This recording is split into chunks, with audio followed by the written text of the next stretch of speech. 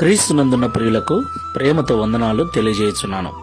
ఈరోజు దేవుడు మనకు చేస్తున్న వాగ్దానం ఏమిటనగా యెషయా గ్రంథం 60వ అధ్యాయం 14వ వచనం.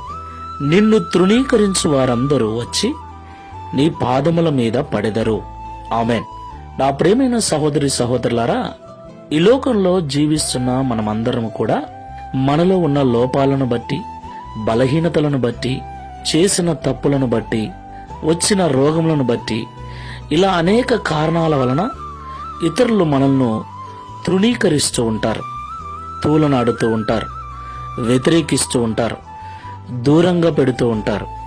అసలు మనల్ని పట్టించుకోకుండా, ఎవరు కూడా మనల్ని ప్రేమించకుండా, ఏమాత్రము లెక్కలేని వారిగా, విలువలేని వారుగా మనల్ని చూస్తూ ఉంటారు. ఆ సమయంలో నిజంగా ఎంత బాధగా, ఎంత ఇబ్బందిగా ఉంటుందో కదా. ఆ బాధ వర్ణనాతీతం. ఎవరూ పట్టించుకున్నటువంటి స్థితి, ఒంటరి జీవితం. అయితే దేవుడు అంటున్నాడు, ఎవరైతే ఈ లోకంలో నిన్ను తృణీకరిస్తున్నారో ఒకరోజు వారందరూ వచ్చి నీ పాదముల మీద పడతారు అని. దేవునికి మహిమ కలుగునుగాక. అవును ప్రియులారా, దేవుడు మన బలహీనతలు తొలగించి బలపరచగల సమర్థుడు. మన రోగములను తీసివేసి స్వస్థపరచగలవాడు. మన దీన స్థితిని, హీన స్థితిని మార్చి మనలను ఘనపరచగల దేవుడు. దేవునికి మహిమ కలుగునుగాక. అలాగున మన జీవితము దేవుడు చేయాలి అంటే ఈ లోకంలో మనం కూడా దేవుణ్ణి ఘనపరచు వారముగా ఉండాలి. మన యొక్క క్రియల ద్వారా దేవుణ్ణి మనము ఘనపరచాలి. ఎవరైతే దేవుణ్ణి ఘనపరుస్తారో దేవుడు వారిని ఘనపరుస్తాడు. ప్రార్థన చేసుకుందాం.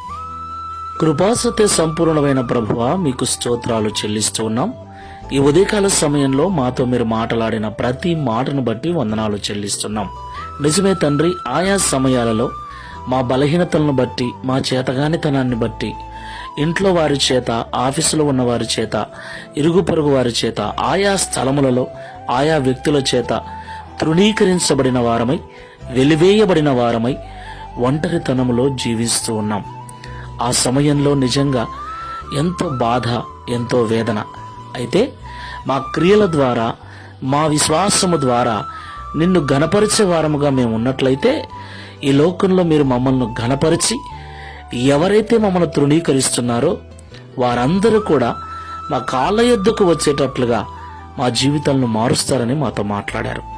ఈ ప్రార్థనలో ఏకీవిస్తున్న వారిలో ఎవరైనా అలాంటి దీనస్థితిలో ఉన్నట్లయితే, తృణీకరిస్తున్న వారి మధ్యలో, వెలివేసిన వారి మధ్యలో ఘనంగా బ్రతుకుటకు సహాయం చేయమని, తద్వారా ఈ దిన వాగ్దానమును మా అందరి జీవితంలో నెరవేర్చి మీ నామమును మహిమపరచుకొనమని యేసు నామములో ప్రార్థిస్తున్నాము తండ్రి. Amen. Praise the Lord. God bless you.